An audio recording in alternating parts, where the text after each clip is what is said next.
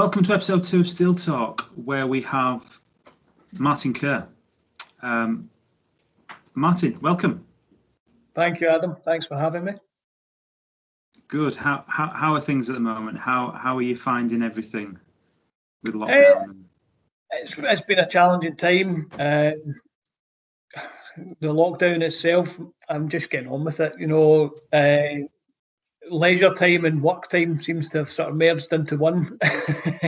All the things that we used to do to sort of relax and unwind outside of work are no longer there. We're having to sort of make adjustments, but everybody's in the same boat, and it seems like things are moving in the right direction now in terms of the vaccine and this sort of roadmap out of lockdown for us. So I'm quite positive about it all.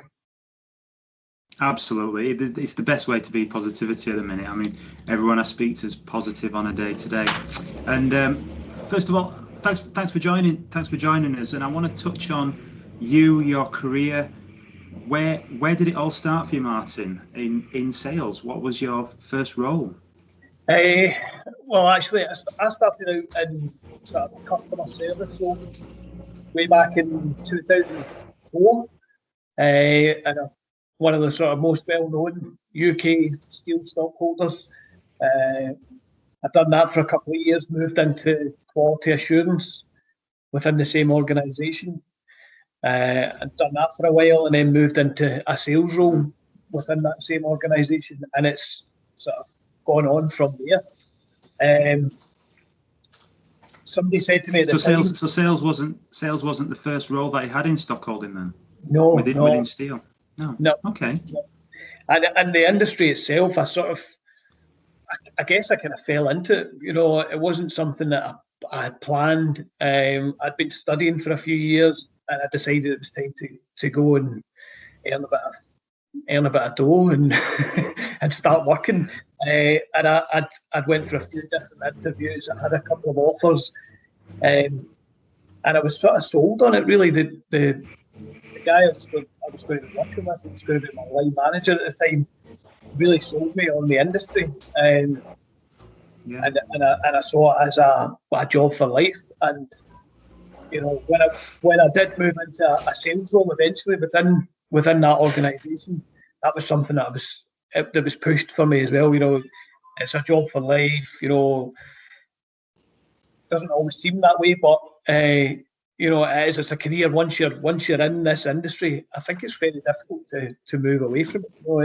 It is a job for life. So and here we are. It is absolutely. It captures you, doesn't it? It kind of nobody really knows much about the steel industry, but once you're in, and it's hard to escape it. So that first sales role that you had, how did you find it? How was it different? Why to the quality role, and why did you decide to go for sales? What appealed to sales for you?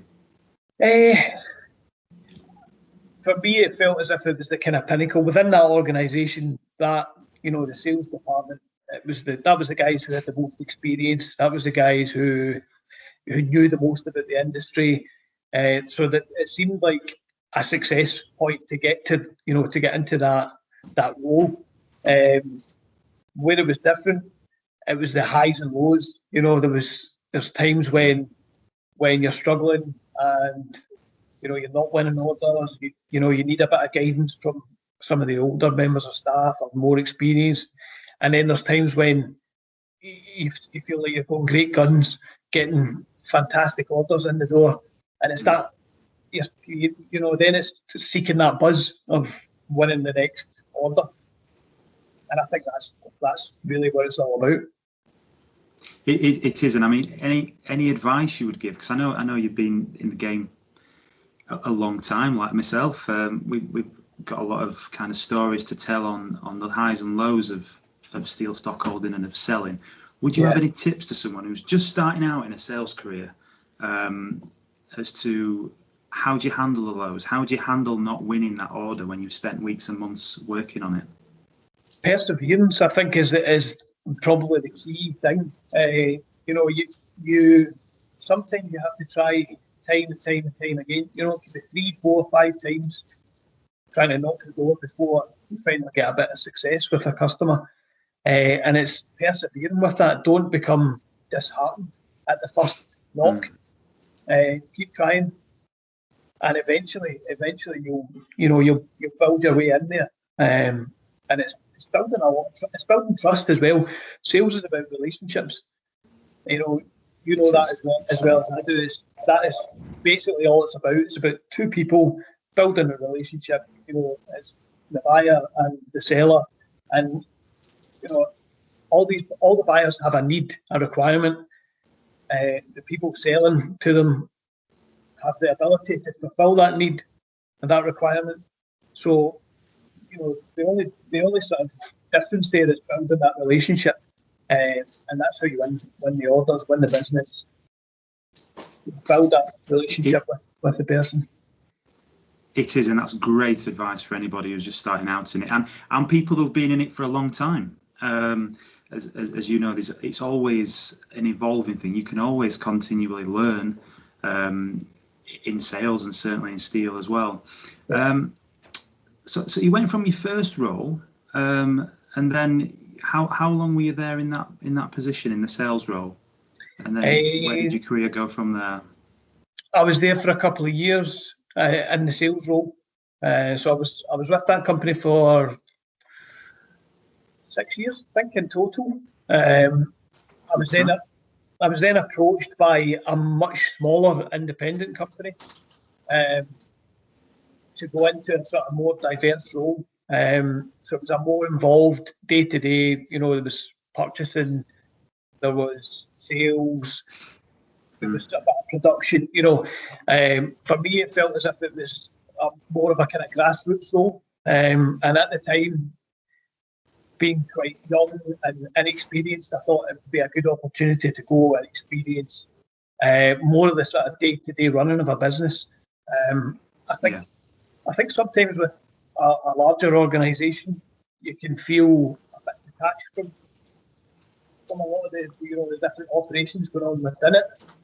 And at the time, I was really looking to get a bit more knowledge about the day-to-day, the workings of a business, a steel stockholding business, and that was why I decided to take the leap when I was approached.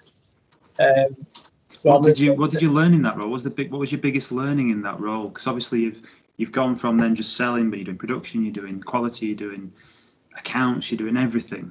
What was the biggest takeaway you had from that role?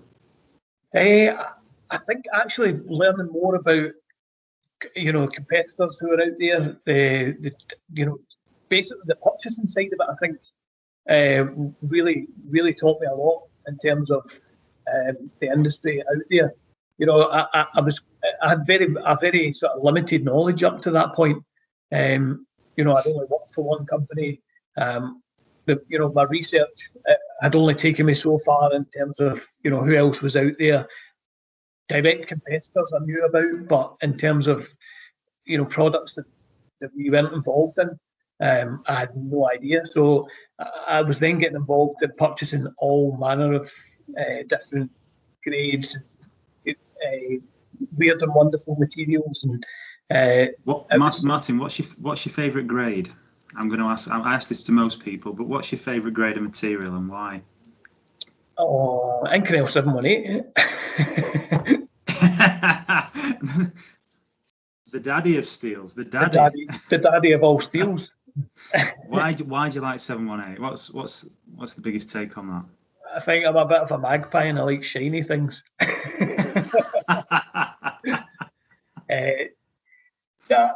I think once you start looking at the different products that can be manufactured from different grades, valves, stems, when you start looking at what companies are actually producing from the material that they buy from you, that's where it becomes really interesting for me, and being able to see that through, the whole production process is really interesting. That doesn't just apply to 718, that applies to any grade that we supply. It's always really interesting to see what's been made from it. where it's going to end up eventually. No, I agree completely. I mean, that's one of the things that I like the most about selling steel. You're not just selling a round piece of material, you're supplying material that goes into a product. And once you get to know that product, then the world's your oyster, so to speak. Exactly. Now, one of the things that I do every week when somebody comes on here is to give you the opportunity to sell your current company, which is Voestalpine. And I'll give you 60 seconds. Now, I don't want to put too much pressure on you, but 60 seconds is all you're going to get. It'll give you the opportunity to tell everybody out there about the company that you're currently at, Voestalpine. Yeah. There you go. Off you go. Thank you. Well, I started my current role at Voestalpine in May 2018. I'm the sales manager for our Scottish division. Voestalpine are an Austrian company headquartered in Linz, Austria. They've been listed on the Vienna Stock Exchange. We're a massive global group. There's roughly 500 companies within the group in about 50 different countries on 5 continents. So we are very much a global organisation. From an oil and gas perspective, which is, I think is primarily what we're looking at the moment, we're one of the leading partners within the oil and gas industry globally. In the UK, we're probably best known as the sort of official UK distributor of Bowler, our mill in Austria, for stainless steels and nickel alloy products. But within the group, we have a huge portfolio of different products and value-added services that we can offer. You know, it's quite unlimited in terms of what we can do within the group, and a lot of stuff in there that, you know, we don't even know about that we have to dig in to find out about. You know, some of the things that sort of change constantly. You know, you've got powder metallurgy, you've got our high strength 718 150 KSI, these sort of new products that are coming in all the time, advancements in technology that the Voestalpine group seem to be very good at pushing forwards with. So it's great to work for a company like that. It's an absolute animal, such a global presence. Everybody's heard of them, everybody knows them. Do you find that adds pressure to your role because everybody knows who you are, or does it make it easier, people knowing who you are? I think in terms of you know, if you get the Bowler name says to people quality. I think it's long been associated with great quality products, and I think that is a selling point in itself, and one that you know we use on a daily basis. So I think it's a great selling point, and to have the Voestalpine group available to us is even better. You know, there's so many crossovers with different divisions. You know, you've got steel division, you've got aerospace, you've got Bowler welding. There's so many, like I say, so many different crossovers, and many of our customers will deal with different divisions within the group. And I think that's a great selling point. You know, the fact that we can do so many things and have such a diverse portfolio. It's a one-stop shop, really. You know, anything that you're looking for, we can pretty much do. So, no, fantastic. I mean, that's great. And I mean, it does sound like your future's bright, your future's secure, and obviously your region, Scotland, is secure. How are you finding the market at the minute? Certainly following lockdown, we touched on it earlier, but Brexit in particular as well might not affect you as much in Scotland. But how are you finding your local market area? I would say it's still not where it was a year ago before things really started kicking off in terms of the pandemic. it's been a bit of a challenge at times. It's been, the market's still a bit flat, but there are definitely, shoots of recovery. There's definitely a lot of projects on the horizon that seem to be sort of coming to fruition, being awarded. So we've seen it very, very positive at the moment. As I say, there's been challenging times, but I think we're coming towards the end of that. What have you learnt the most? I would say it's probably about yourself more than the market and the company, but more about yourself during this last 12 months, which has been difficult for everybody. I mean, I think what I've learned more than anything is that I value human company more than I thought I did. Yes. And it's simple things, it's sharing a coffee with somebody in the office, going out for a meal, traveling for work, all these kind of things that we've missed out on really for the last year. You don't realise how much you actually value these things in terms of your lifestyle, and to have them until you've had them taken away from you, Do you think your way of working will have changed forever now? Do you think you'll maybe spend more time at home working, less time travelling? How do you think the role of a salesperson may change now and be?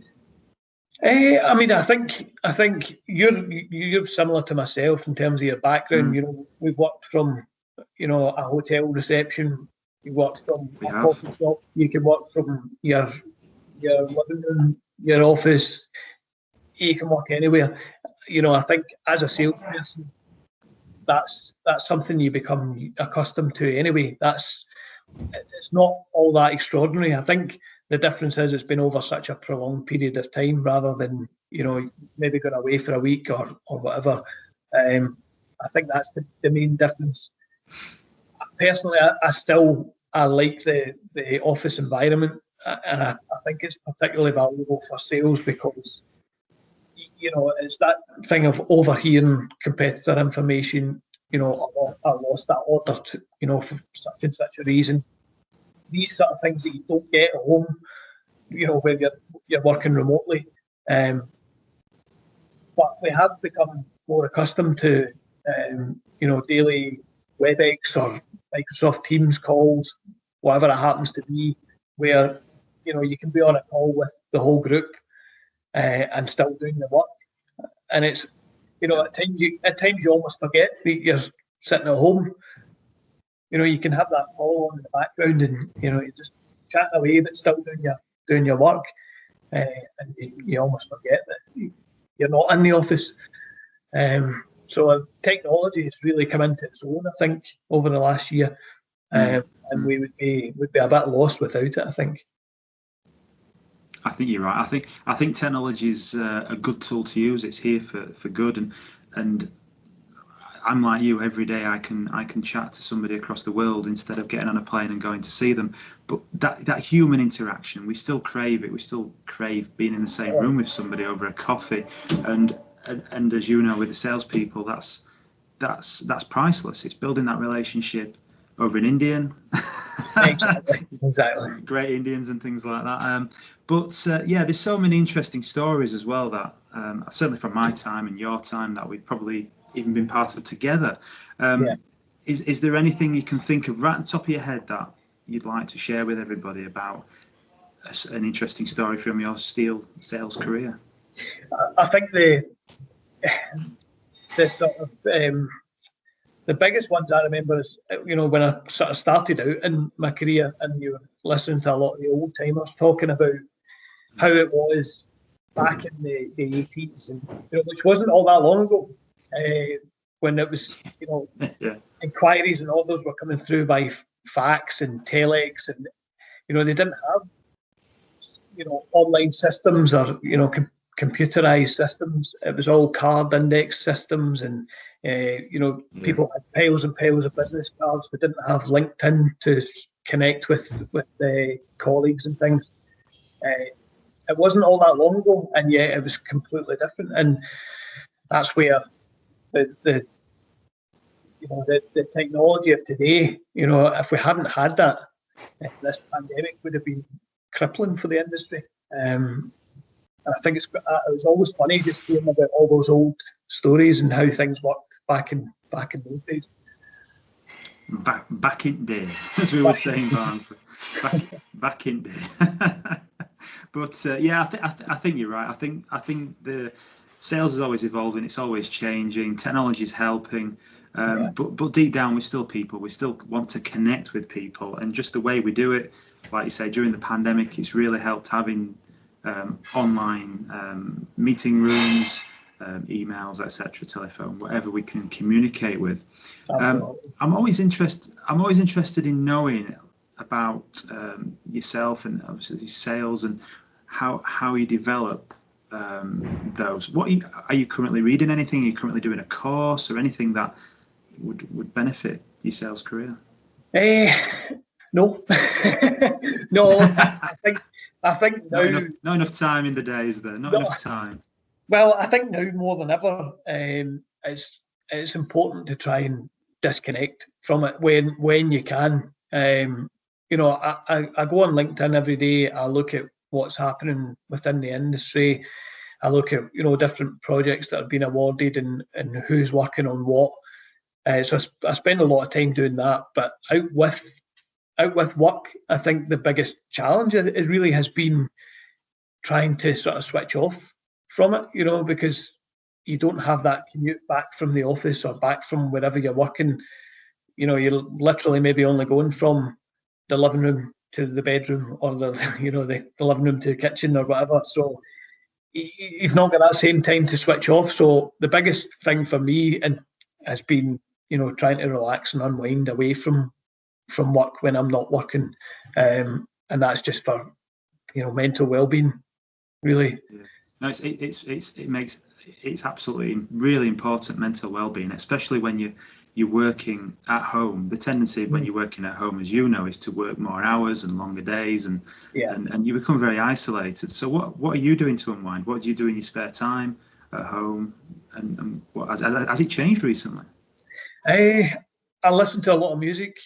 That's something I've always done. I wouldn't go a day without listening to music, whether it's through work or after work.